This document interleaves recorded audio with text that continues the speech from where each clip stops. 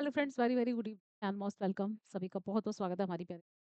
तो यहाँ पे हम एसएससी एंड एसएससी हमारे सीएचएसएल एमटीएस या फिर हम कह सकते हैं ऑल हमारे जो भी एसएससी के एग्जाम है से रिलेटेड हम लास्ट 10 इयर्स के पीवाईस क्यू कवर कर रहे हैं रिपीटेड क्वेश्चन। ठीक है, आज है क्लास हमारा सेट जो है 10 है कि जिसने पहले के 9 सेट नहीं किया भाई याद से कर लो। काफ़ी इंपॉर्टेंट, काफ़ी यूजफुल रहेंगे आपके एग्जाम से।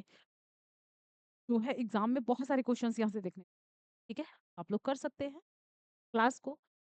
ओके, तो हम शुरू करेंगे एक प्यारे से मोटिवेशनल थॉट के साथ। मेरा नाम छवि है, आप मेरी क्लास को यूट्यूब पे सर्च कर सकते हैं, जीके जीएसवाई छवि मैम के नाम। एकदम सबसे फ्रंट पे मेरी क्लास आ जाती है। ठीक है, ओके। तो मोटिवेशनल थॉट के साथ कंटिन्यू करेंगे। यही जज्बा रहा तो मुश्किलों का हल भी निकलेगा, जमी बंजर हुई तो क्या वहीं से जल भी निकलेगा। यही जज्बा रहा तो मुश्किलों का हल भी निकलेगा, जमी बंजर भी हुई तो क्या हुआ वहीं से जल भी निकलेगा। ना हो मायूस ना घबरा अंधेरों से मेरे साथी, इन्हीं रातों के दामन से सुनहरा कल भी निकलेगा। ठीक है, तो बस इसी मोटिवेशनल थॉट के साथ हम क्लास को कंटिन्यू करते हैं ताकि जोश बना के क्लास में। ठीक है, चले मेहनत करते रहो, लगे रहो। कहते हैं ना एक दिन बहुत ही सुपर बहुत ही अच्छा आएगा। चलिए नेक्स्ट। एलोरा का भव्य कैलाश मंदिर किस राष्ट्रकूट राजा के शासनकाल में बनाया गया था? अब देखो, तो एलोरा केव्स है, वहां पर ये कैलाशनाथ टेम्पल है। ठीक है, एलोरा केव्स जो कि हमारी कहाँ है बच्चे? महाराष्ट्र में है ना, महाराष्ट्र। ठीक है, ओके। किसने बनवाया था? राजपूत रूलर्स ने बनवाया था इसको। तो ये हमारा कैलाशनाथ टेम्पल किसने बनवाया था बच्चा? ये था कृष्ण फर्स्ट। ठीक है, कृष्ण प्रथम के द्वारा इसको बिल्ड कराया गया। चले नेक्स्ट। देखो यहाँ पे दे भी रखा है महाराष्ट्र के बारे में कुछ आपको चीज। ये कह रहा है घृणेश्वर मंदिर, कुछ टेम्पल्स दे रखे हैं। घृणेश्वर टेम्पल जो कि मालोजी राजे भोसले ने बनवाया था, छत्रपति शिवाजी के दादाजी थे। ठीक है, त्र्यंबकेश्वर मंदिर नाना साहेब पेशवा ने बनवाया था। ठीक है, सिद्ध विनायक मंदिर है, और हमारा भीमा शंकर ज्योतिर्लिंग मंदिर छत्रपति शिवाजी ने बनवाया था। ठीक है, ये पॉइंट हम क्या कर सकते हैं, याद रख सकते हैं। ठीक है? और ये सब महाराष्ट्र में है। चलिए नेक्स्ट। अगला क्वेश्चन है, हेमिस महोत्सव किस राज्य किन शासित प्रदेश में मनाया जाता है? Hemis festival very very very important festival है। मुझे लगता है आज तक 1000 से ज्यादा बार एग्जाम्स में पूछ लिया गया, अलग अलग एग्जाम्स में। ठीक है, हेमिस फेस्टिवल किस स्टेट का है बच्चे? तो ये लद्दाख का फेस्टिवल है हेमिस। ठीक है, याद रखें कहाँ मनाया जाता है? लद्दाख में। कुछ फेस्टिवल्स दे रखे हैं। ठीक है, ये कह रहा है प्रमुख महोत्सव और राज्य। ठीक है, अब यहाँ पे एक है हमारा, देखो यहाँ पे एक दे रखा है हमारा कचई लेमन फेस्टिवल मणिपुर का है। ठीक है, लोसर फेस्टिवल सिक्किम और लद्दाख में मनाया जाता है, लोसर या लोसार, जो कि एक हमारा क्या है, बुद्धिस्ट फेस्टिवल है। ठीक है, एंड अरुणाचल प्रदेश में भी। रण उत्सव गुजरात में मनाया जाता है, गणगौर राजस्थान में मनाया जाता है बच्चे। गुड़ी पड़वा हमारा महाराष्ट्र में। उगादी आंध्र प्रदेश और तेलंगाना में सेलिब्रेट किया जाता है, हालांकि उगादी आपका महाराष्ट्र और कर्नाटका में भी किया जाता है। ठीक है, विशु केरला का बहुत ही फेमस फेस्टिवल है। ओके, और कौन सा हमारा बच्चा? चापचारकुट मिजोरम का है। शिग्मो फेस्टिवल गोवा का है। नगी वर्ड फेस्टिवल बिहार का है। ठीक है, जमुई में मनाया जाता है। नागी वर्ड फेस्टिवल, नकटी नागी वहाँ पे एक वर्ड सेंचुरी है जहाँ पे माइग्रेटरी वर्ड्स आते हैं साइबेरिया। ठीक है, आसपास वही। खजुराहो डांस फेस्टिवल मध्य प्रदेश का है, एंड अंबुबाची फेयर कहाँ का है?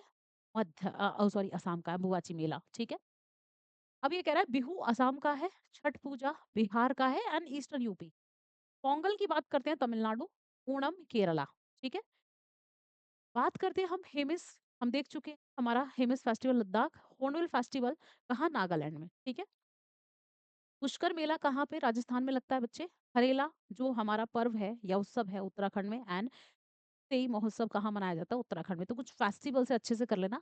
हमारी इस क्लास की यही खासियत होती है, यहाँ पे कुछ एक्स्ट्रा फैक्ट मैं आपको ऐड करती हूँ स्लाइड फॉर्म में। आप अच्छे से करा करो बेटा, बहुत ही इंपॉर्टेंट है। इतने फेस्टिवल कर लोगे ना, क्वेश्चन यहीं से घूमेगा। चले नेक्स्ट है, एशिया की सबसे बड़ी आर्टिफिशियल लेक। ठीक है, largest artificial lake in Asia कौन सी है? Naini lake, Bhopal lake, Dal lake, and Chilka lake. चलिए कृत्रिम तो कौन सी? भोपाल लेक है। ओके, इन ऑप्शंस में। नेक्स्ट क्वेश्चन, राइजोबियम नाइट्रोसोमोनास और नाइट्रोबैक्टर जैसे सूक्ष्मों का उपयोग किसके लिए किया जाता है?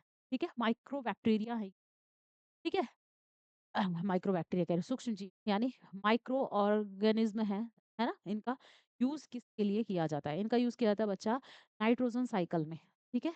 ओके? पूर्वांचल हिमालय में शामिल नहीं है। अब ये कह रहा है पूर्वांचल जो हिमालय है उसमें क्या इंक्लूड नहीं है? हमारी क्या दे रखी है? हिल्स दे रखी हैं, okay? Naga hills, Manipur hills, Mizo hills, Pir Panjal. Pir Panjal Jammu Kashmir में, वेस्टर्न हिमालय में, ना कि हमारा ईस्टर्न में, ठीक है? तो ऑप्शन हमारा चलिए नेक्स्ट क्वेश्चन है हमारा हॉकी में भारत ने ओलंपिक में अपनी शुरुआत किस वर्ष की थी? चलिए ओलंपिक में इंडिया ने हॉकी में किस वर्ष अपनी शुरुआत की थी? चलो तो बच्चा कब पार्टिसिपेशन किया था? ये 1928, ठीक है? याद रखेंगे ओलंपिक में। नेक्स्ट क्वेश्चन है एक छात्र अपने स्कूल के असाइनमेंट में पार्क में उपयोग करने के लिए घर पर खाद कैसे बनाते हैं इस पर एक सत्र ले रहा है। वह कौन सा मौलिक कर्तव्य निभा रहा है? फंडामेंटल ड्यूटी निभा रहा है, ठीक है? फंडामेंटल ड्यूटी जो हमारी कॉन्स्टिट्यूशन पार्ट 4A में आती है, ठीक है? या हम कह सकते हैं आर्टिकल की बात करते हैं तो आर्टिकल 51A में आता है फंडामेंटल ड्यूटीज। कहाँ से ली गई? रशिया से लिया गया, हाँ। मौलिक कर्तव्य, मौलिक कर्तव्य, हाँ, हमारे रशियन कॉन्स्टिट्यूशन से गए हैं फंडामेंटल ड्यूटीज। ये क्या कर रहा है? प्राकृतिक पर्यावरण की रक्षा और सुधार, ठीक है? To protect and improve the natural environment, option होगा हमारा डी, ठीक है ना? नेक्स्ट नेक्स्ट है वित्तीय सेवाओं अर्थात एक बुनियादी बचत और जमा खाते, प्रेषण, ऋण, बीमा, पेंशन तक की किफायती तरीके से पहुंच सुनिश्चित करने के लिए राष्ट्रीय वित्तीय समावेशन मिशन कौन सा है? ठीक है, तो आंसर करेंगे, ये कह रहा है national financial inclusion mission, okay? जिसमें हमारा क्या आता है बच्चा?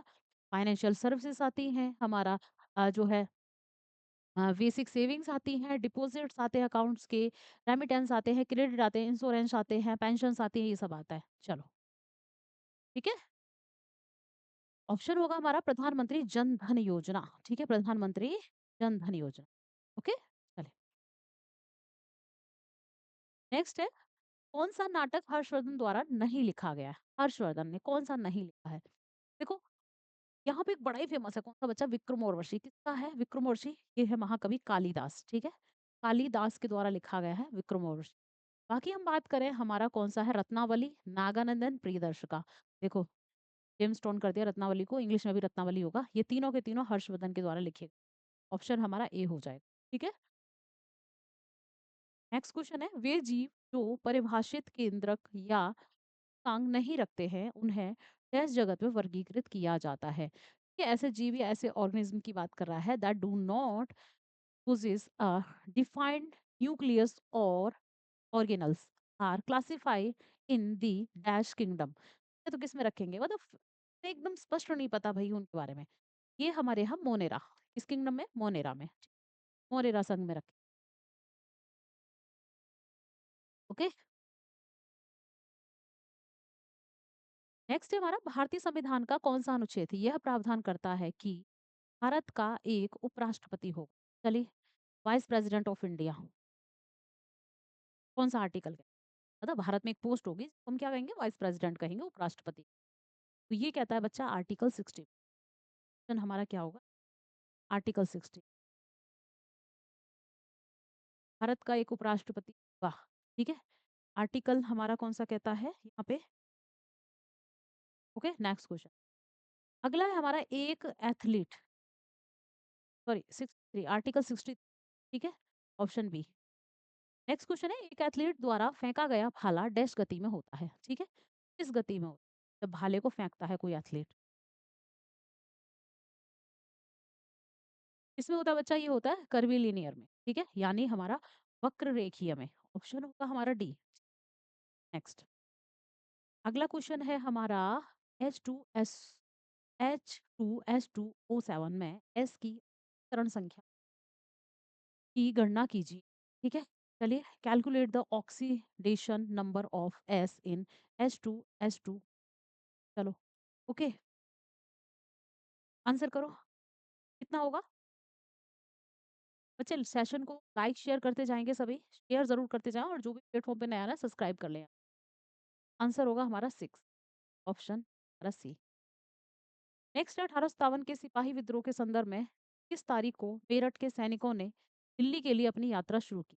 चलिए, 1857 का विद्रोह ये कहाँ से स्टार्ट हुआ था बच्चा? ये हुआ था मेरठ से।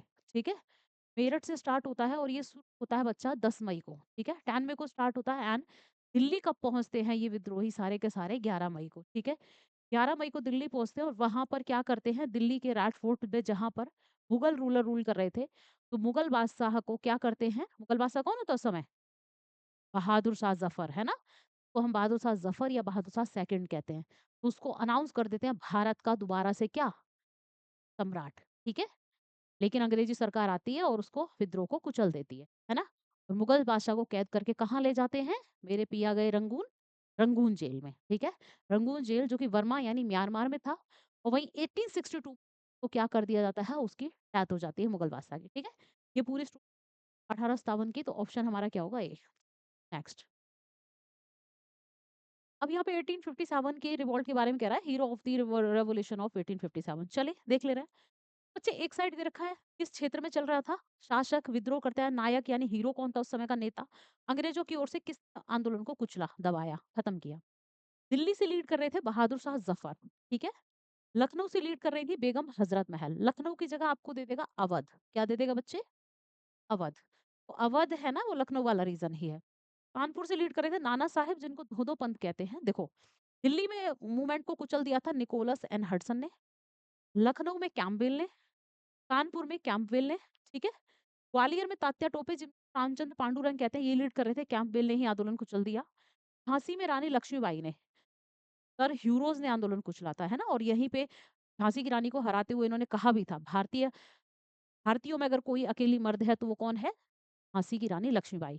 ठीक है, तो इसी के ऊपर वो आपने कविता भी सुनी होगी ना, बुंदेले हर फूलों के मुंह, हमने सुनी कहानी थी, खूब लड़ी मर्दानी वो तो झांसी वाली रानी थी। तो मर्दानी जब कहा था तो ये जनरल ह्यूरोज ने ही कहा था 1857 के विद्रोह के समय, जो है लक्ष्मीबाई को। ठीक है, चले।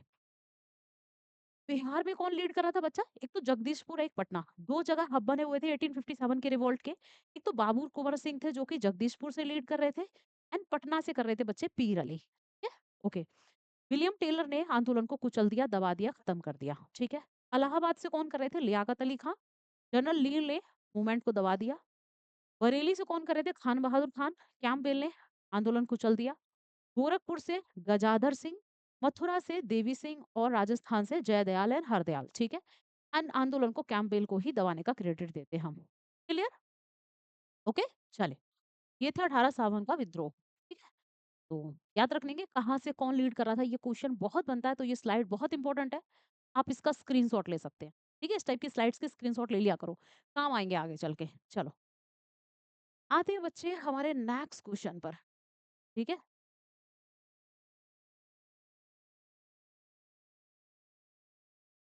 चलिए नेक्स्ट क्वेश्चन है हमारा, भारत के संविधान का कौन सा अनुच्छेद राज्य सरकार के कार्यों के संचालन से संबंधित है? चलिए, स्टेट गवर्नमेंट के जो भी कार्य हैं उनसे रिलेटेड है कौन सा हमारा कॉन्स्टिट्यूशन आर्टिकल? चलो, ओके, ये होगा आर्टिकल 166। ठीक है, सेशन को लाइक शेयर सब्सक्राइब करते जाएं। आर्टिकल 166। नेक्स्ट, नेक्स्ट है हमारा क्वेश्चन, मुगल बादशाह बाबर का वास्तविक नाम क्या था? रियल नेम की बात कर रहा है बाबर का, या चाइल्डहुड नेम भी कह सकते हैं। क्या था बच्चे?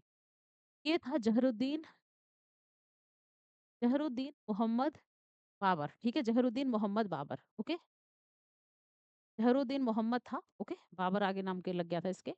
ऑप्शन सी होगा। नेक्स्ट, अगला है जस्तीकरण, स्टील और लोहे को डैश की पतली परत के साथ कोट करके जंग से बचाने का एक तरीका है। जस्तीकरण जिसको हम क्या कहते हैं? ये कह रहा है गैल्वलाइजेशन is, galvanization is a method of protecting steel and iron from rust by coating them with a thin layer of dash। तो किसका किया जाता? जस्तीकरण। जस्तीकरण में जस्ता यानी जिंक, जेडन जिसको हम शॉर्ट में लिखते हैं ना, ठीक है, की कोटिंग की जाती है किसी भी चीज को जंग से बचाने की। ठीक है, तो हम क्या कहते हैं? हमारा गैल्वेनाइजेशन। चले, मंदिर वास्तुकला की नागरा शैली जो उत्तरी भारत में लोकप्रिय है, इस अनूठी विशेषता यह है कि इसमें आमतौर पर विस्तृत चार दीवार या प्रवेश द्वार नहीं होते हैं। ठीक है, निम्न में से कौन सा नागर प्रकार का मंदिर नहीं है। ये कह रहा है नागरा स्टाइल का टेम्पल नहीं है। ठीक है? आंसर करेंगे जल्दी से, which of the following is not a Nagara type temple. अब इसमें कह रहा है देखो, नागर स्टाइल हमारा नॉर्दर्न इंडिया में फेमस है, नागरा स्टाइल नॉर्दर्न इंडिया में, ये बेसहारा स्टाइल की बात करते हैं सेंट्रल इंडिया में है, एंड हमारा एक है द्रविड़ स्टाइल के टेम्पल है वो साउदर्न इंडिया में फेमस। ठीक है? साउदर्न इंडिया में हमारे द्रविड़ स्टाइल के टेम्पल फेमस। ठीक है? सेंट्रल इंडिया में हमारा बेसर स्टाइल के टेम्पल है ना? और नागर स्टाइल के टेम्पल हमारे कहाँ है? नॉर्दर्न इंडिया में है। ठीक है? ये पॉइंट याद रखेंगे। अब देखो, बल्लभी, आयतश्रम, फास, फामसान और रेखा प्रसाद या लैटिना, कौन सा नहीं है? चलिए, तो बच्चा कौन-सा है? अयात्रश, ठीक है? अयातसरा, अयातसरा नहीं है, बाकी सारे हैं हमारे, ठीक है? नागर प्रकार का मंदिर नहीं है, ठीक है? याद रखेंगे। चलिए, बाकी बल्लवी, पामसाना, रेखा प्रसाद या लैटिना है, ओके? चलो। नेक्स्ट हमारा है, भारत में कृषि फसलों का न्यूनतम समर्थन मूल्य, यानी मिनिमम सपोर्ट प्राइस की बात कर रहा है एमएसपी, सरकार द्वारा किसकी सिफारिशों पर तय किया जाता है? ठीक है? मिनिमम सपोर्ट प्राइस वो होता है प्राइस, जैसे किसी भी क्रॉप या किसी फसल के लिए किसान के लिए एक सपोर्ट प्राइस गवर्नमेंट तय कर देती है कि भैया मार्केट में कितनी भी मंदी आ जाए, तुम्हारे खेतों में कितने भी ओले पड़ जाएं, कुछ भी, गवर्नमेंट रेट पर तुम्हारा अनाज या तुम्हारी फसल ले लेगी। ठीक है? चाहे मार्केट में कितनी मंदी, ओके, यानी आपको जितना आपका लागत लगी है खेत में, उससे बढ़कर ही प्राइस गवर्नमेंट तय करती है, उसको एमएसपी कह देते हैं। ठीक है? ओके। केरला गवर्नमेंट एक ऐसी गवर्नमेंट है जिसने वेजिटेबल्स पे भी एमएसपी लागू किया था। ठीक है? कृषि लागत और मूल्य आ गई। बड़ा ही प्यारा क्वेश्चन है, पूछा जाता है। ठीक है? Commission for agricultural cost and prices, ACP. ठीक है? Option B. नेक्स्ट क्वेश्चन, राज्यपाल की शक्तियों के स्तर में निम्नांकित में से कौन सा सही नहीं है? चलिए, गवर्नेंस की पावर की बात कर रहा है, तो भाई कौन सा स्टेटमेंट करेक्ट नहीं है? यानी 3 सही है, 1 गलत है।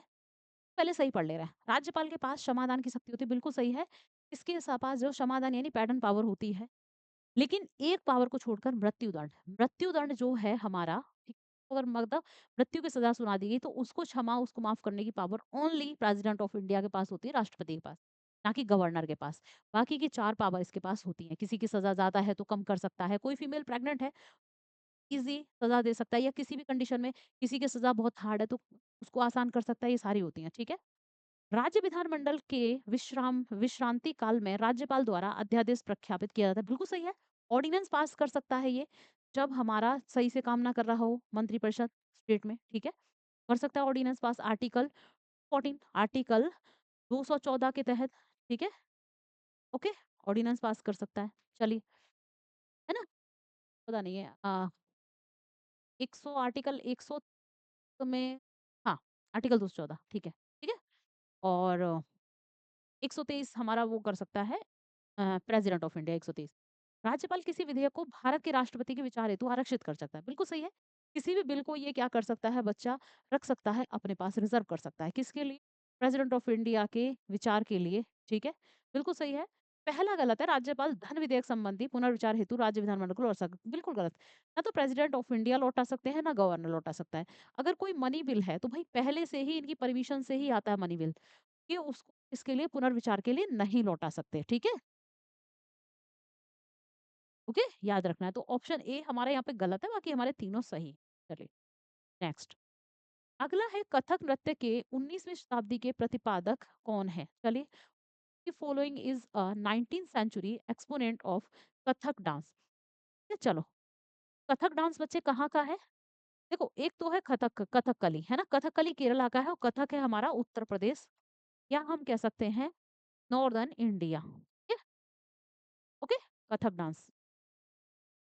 चलिए, प्रतिपादक यानी एक्सपोनेंट की बात कर रहा है, यानी किसने शुरू किया, करने का क्रेडिट हम किसको देते हैं?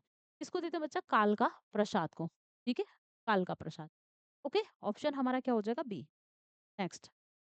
नेक्स्ट क्वेश्चन है, भारत में उच्च न्यायालय के न्यायाधीशों की सेवानिवृत्ति की आयु क्या है? चलिए, आंसर करेंगे।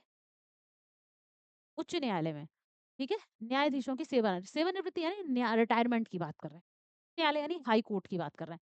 हाई कोर्ट के जो जजेस हैं बच्चा, किस एज में रिटायर्ड होते हैं? देखो, सुप्रीम कोर्ट के जो जजेस हैं वो 65 ईयर्स में रिटायर्ड होते हैं। ठीक है? लेकिन हाई कोर्ट के जज याद रखना 62 ईयर्स में रिटायर होते हैं। तो 62 ईयर्स में रिटायर होके ये सुप्रीम कोर्ट के जजेस बनने का भी इनको चांस मिलता है, इसलिए इनकी एज पहले कर दी गई है। ठीक है? नेक्स्ट क्वेश्चन है हमारा, किसी दिए गए पारितंत्र में निवासी जनसंख्या के अधिकतम स्थायी आकार को आप क्या कहते हैं? What do you call the maximum sustainable size of a resident population in a given ecosystem? चलिए आंसर करो। क्या कहेंगे बच्चा, इसको हम कहते हैं वहन क्षमता, ठीक है? Caring capacity. क्या होगा हमारा? केयरिंग कैपेसिटी यानी वहन क्षमता के नाम से जाना। ओके? चले नेक्स्ट। Next question. अच्छा नेक्स्ट है हमारा आज का टुडेज़ होमवर्क क्वेश्चन लेते जाओ बच्चे। होमवर्क है, आराम से कमेंट बॉक्स में करना। सही आंसर कौन करेगा कल देखते हैं, कमेंट बॉक्स में उस बच्चे का नाम अनाउंस करना, ठीक है? मौर्य साम्राज्य की सही वंशावली निम्न में से कौन सी है? ठीक है? तो किसकी बात कर रहा है? वंशावली यानी मौर्य टाइम पीरियड की बात कर रहा है। सबसे पहले कौन आया था? ठीक है? बिंदुसार, अशोक, चंद्रगुप्त, बिंबिसार, चंद्रगुप्त मौर्य, अशोक, चंद्रगुप्त मौर्य, बिंबिसार, अशोक या फिर चंद्रगुप्त मौर्य, बिंदुसार, अशोक। ठीक है? ओके। ये आपका होमवर्क है, आराम से करेंगे। क्लास की टाइमिंग नोट कर लो बच्चे, 9:30 पीएम ये क्लास होती है। 9:30 पीएम आप जुड़ जाएँगे इस क्लास में याद से, ओके? जिसने मेरा टेलीग्राम चैनल जॉइन नहीं किया है, आप लोग कर सकते हैं। मेरा Telegram channel GK, GS, GK, GS bye छवि मैम, ठीक है? तो नाम से मेरा टेलीग्राम चैनल है, तो आप लोग जॉइन कर सकते हैं। अभी मैं डबल एच लगा लेना, ओके? चलिए, कोई क्वेरी हो, क्वेश्चन हो, आप पुट अप कर सकते हैं। पीडीएफ मिल जाएगा माय डियर आपको ओले बोर्ड के ऐप पर। ऐप पर जाएँगे, कोर्सेज़ में जाएँगे, ठीक है? कोर्सेज़ सेक्शन में जाएँगे, क्लिक करेंगे तो ये आपको मिल जाएगा बच्चा आपका यूट्यूब क्लास पीडीएफ, ठीक है? तो आप आराम से ले सकते हैं, ओके? चलिए, तो सेशन अगर अच्छा लगता है तो आपको क्या करना है, कुछ छोटा-सा काम, क्लास को प्यारा-प्यारा लाइक करना है, शेयर करना है एंड सब्सक्राइब कर लेना और सब्सक्राइब करके बेल आइकन ज़रूर प्रेस करना है, घंटी ज़रूर बजानी है। क्योंकि जब तक आप बेल आइकन प्रेस नहीं करोगे, हमारी क्लासेस के नोटिफ़िकेशंस आपको नहीं मिलेंगे, ओके? इतना-सा काम करना है, ठीक है? चलिए मिलेंगे हमारे नेक्स्ट सेशन में। आई होप क्लास आपको बहुत अच्छी लगी होगी। अच्छी लगी है तो ज़्यादा-ज़्यादा शेयर करेंगे एंड सब्सक्राइब ज़रूर करेंगे। ओके, मिलते हैं नेक्स्ट क्लास में। Thank you so much guys. Bye bye, best of luck. जय हिंद, जय भारत।